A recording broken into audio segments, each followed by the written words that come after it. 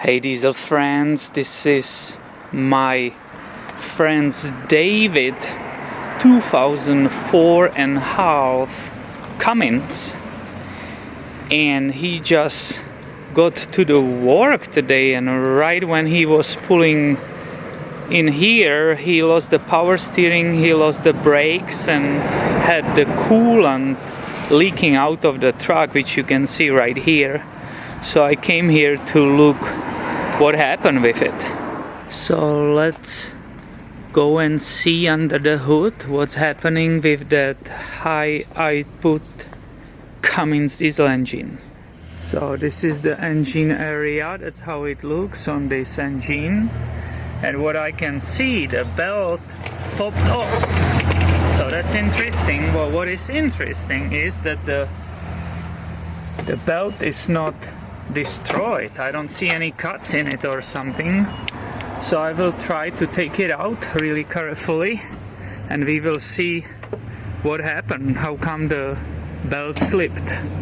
Now, to find out what gave up and what's wrong, of course you can try to check all the pulleys, which means the power steering and the alternator and the tensioner and so on. But since there is a leak of coolant large, basically what you are heading for is this pulley, the one next to the alternator. And sure enough, I wish you can see it clearly, but look at that pulley. When you grab it, it's absolutely loose, it just wiggles there. Listen for the sound.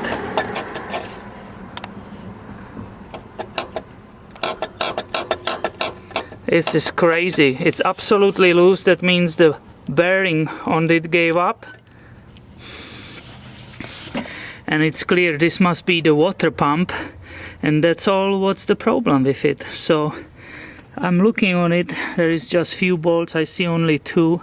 It might be super easy fix.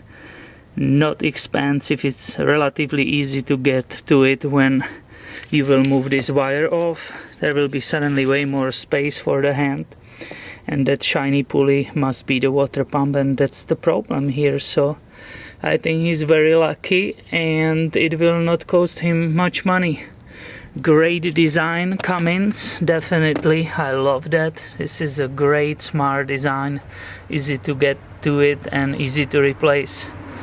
So thank you for watching. Stay tuned for more videos because they will come in future. Thank you and have a nice day.